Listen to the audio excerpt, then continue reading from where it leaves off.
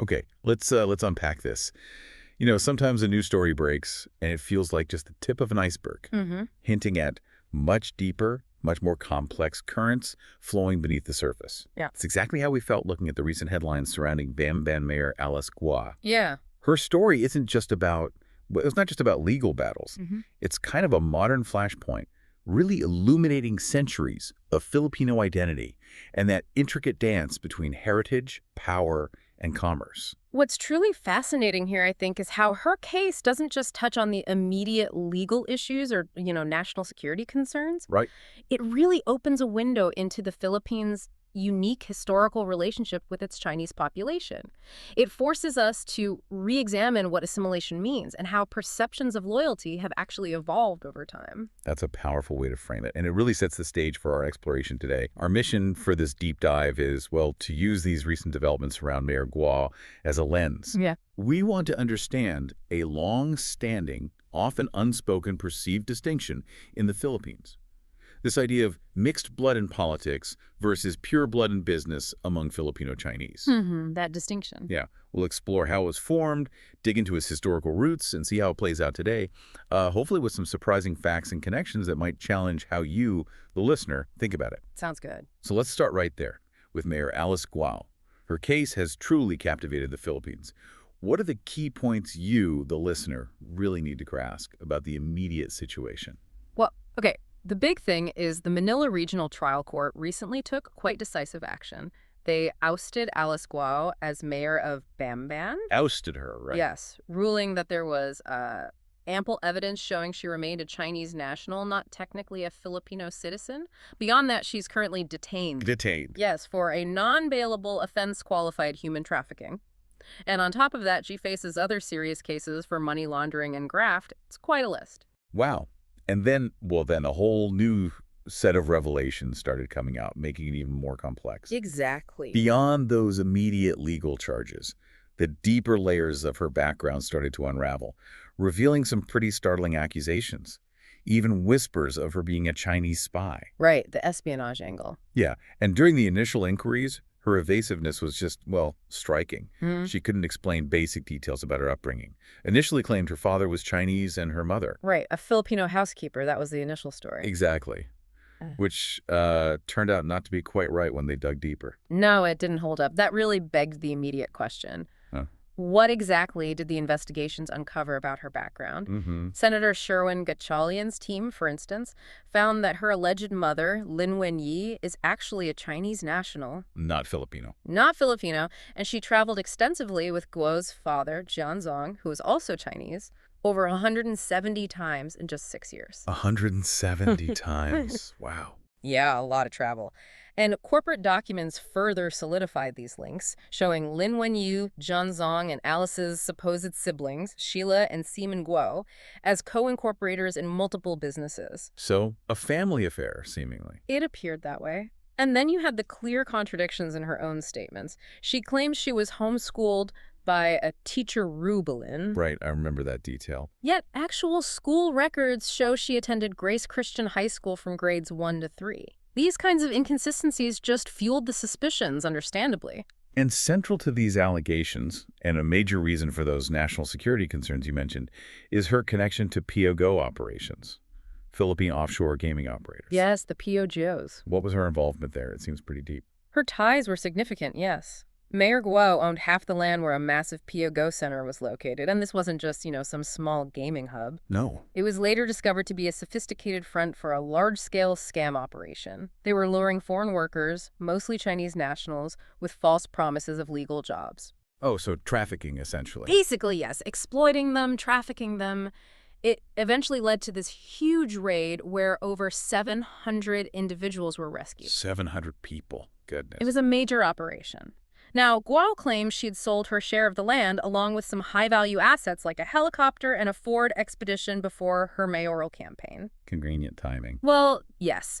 But her evasive answers during the official inquiries just kept raising more red flags. She did eventually flee the country, but was later arrested and is now in custody. Right.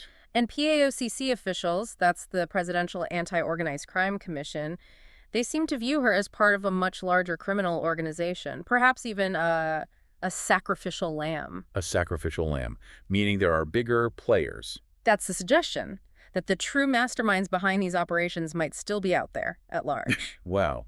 The sheer audacity of these allegations, especially the questions around her identity, her rapid rise, it's not just an isolated incident, is it? Not at all. It feels like it echoes a much older, more complex story, woven into the very fabric of the Philippines. Exactly. To really understand why her case ignited such a firestorm, we probably need to look back, maybe centuries back, to how these lines of blood and belonging first started to get drawn and maybe blurred here. That's the key. Let's unpack that historical idea of mixed blood in politics. How did that even come about? Okay, so if we connect this to the bigger picture, the story really traces back to the Spanish colonial era. When the Spanish arrived back in the 16th century, they found a thriving Chinese merchant community already very active in trade. They called them sangli, right? That's right, sangli. Initially, this Chinese trade was relatively free, but the Spanish soon grew wary, of their economic influence, potential for rebellion. Control issues. Definitely. So to manage these perceived threats, they segregated them into specific areas.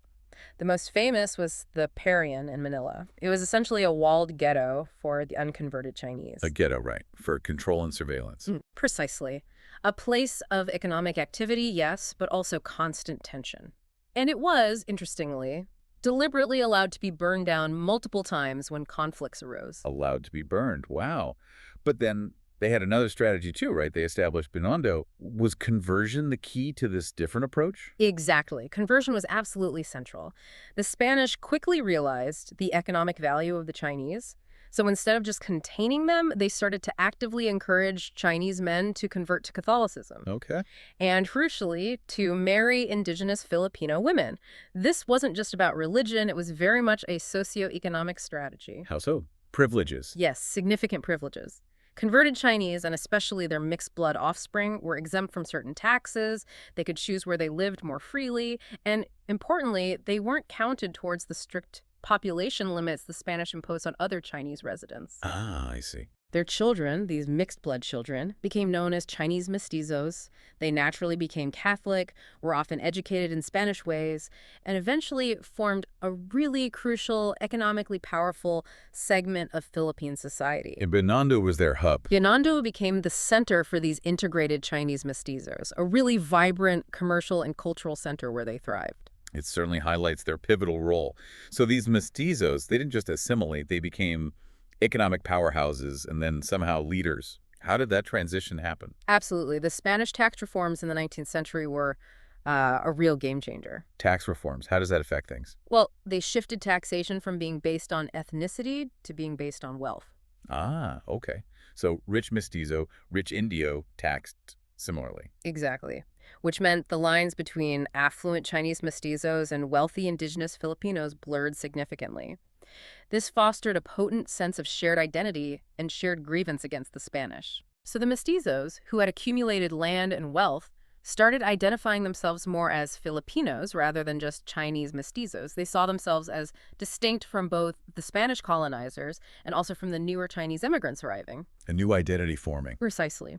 And this newly unified Filipino elite, heavily composed of these mestizos, then spearheaded the nationalist movement against Spanish rule. Really? So figures like Rizal. Jose Rizal, yes. Emilio Aguinaldo, Andres Bonifacio, foundational leaders in the Philippine Revolution, all were Chinese mestizos. That's incredible. It really shows how mixed blood became not just assimilated, but deeply intertwined with the very idea of Filipino political leadership right from the start. It's truly fascinating to see how deeply history shaped that political role. And this historical trend, it brings us directly to a key perception, maybe a stereotype, in the Philippines today. That idea of pure blood in business and mixed blood in politics. But what does that truly mean for you, the listener, living in the Philippines right now? How does that perception play out? Yeah, that's an important question for understanding the modern context. Now, obviously, the term pure blood isn't strictly accurate biologically in such a mixed society. Right, it's more of a social perception. Exactly. It refers to the traditional view of Chinese Filipinos, or Chinoys, as being primarily focused on business, maybe less directly involved in politics, at least historically. Yeah. The vast majority of Chinese Filipinos are known for operating family-owned small and medium enterprises. And these are undeniably vital to the Philippine economy. Absolutely. You see it everywhere. Everywhere.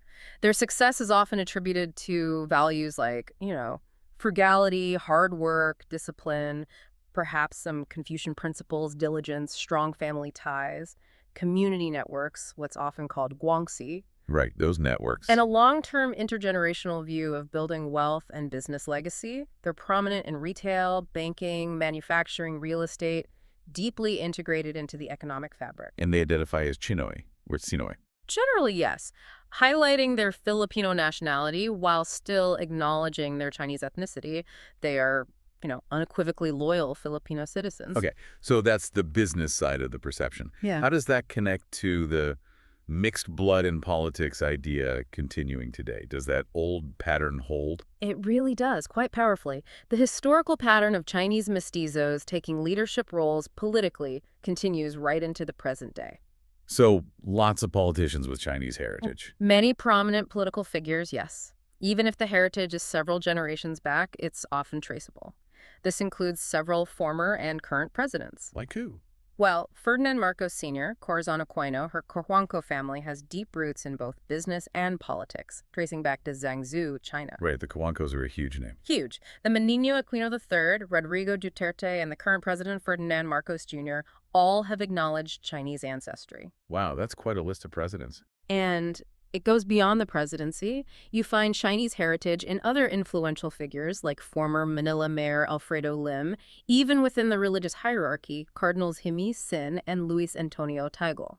Interesting. So even if names changed, the heritage is there. Exactly. While some Filipino Chinese families did adopt Spanish surnames historically, which can make the heritage less obvious just from the name, Sure. many prominent figures still carry surnames like Tan, Ong, Lim, co-names that clearly signal Chinese roots. So while some families, like you mentioned the Cojuancos, seem to bridge both worlds deeply involved in business and national politics, Yes, there are exceptions. the general perception still kind of points to a division, or maybe just a different emphasis. But okay, what about the newer arrivals? The ones potentially tied to this Alice Guo case, who don't seem to fit neatly into that traditional Chinoy mold. Right, and this is where a lot of the current tension arises. The term mainlander, or sometimes Taidyuk, is commonly used. Taidyok, okay. It's used to distinguish more recent immigrants from mainland China. And this term often carries, connotations of being less assimilated into Filipino society. Why is that? It could be language barriers, different cultural norms, sometimes a focus on large-scale, maybe more insular business operations that bypass the traditional Filipino-Chinese networks we talked about. I see.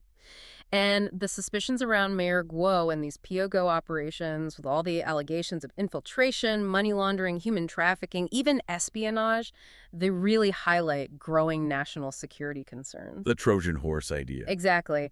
Some sources even suggest many POGO employees are of military age, and that these operations could potentially be used as fronts for intelligence gathering, cybercrime, or even a way to exert economic or geopolitical leverage. That's a serious concern. It absolutely is, and it creates a very clear distinction and sometimes significant tension between the long-established, deeply assimilated, and fiercely loyal Chinoy community. Right. And the concerns associated with these more recent, less assimilated mainland Chinese arrivals, particularly when they get linked to illicit activities, like in the Guo case.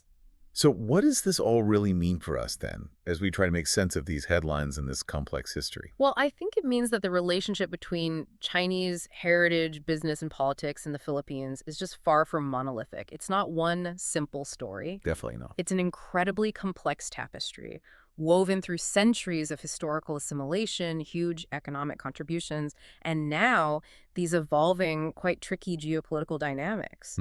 What the Alice Guo case ultimately reveals, I think, isn't just a legal battle. It's showing how the Philippines, a nation really forged by centuries of Chinese integration, is now grappling with what assimilation truly means in our globalized world. Yeah. It's challenging the very definition of loyalty and national identity. It forces us to ask, where do the lines of heritage, power, and belonging truly lie when these global currents clash so directly with local histories? This deep dive into Mayor Guo's case and the whole broader discussion of Chinese-Filipino identity, influence, that mixed blood in politics, pure blood in business dynamic, it really shows how deeply intertwined history and current events are. Absolutely. It's a compelling reminder, isn't it? Huh. That the stories we read in today's headlines are often just echoes of patterns laid down centuries ago.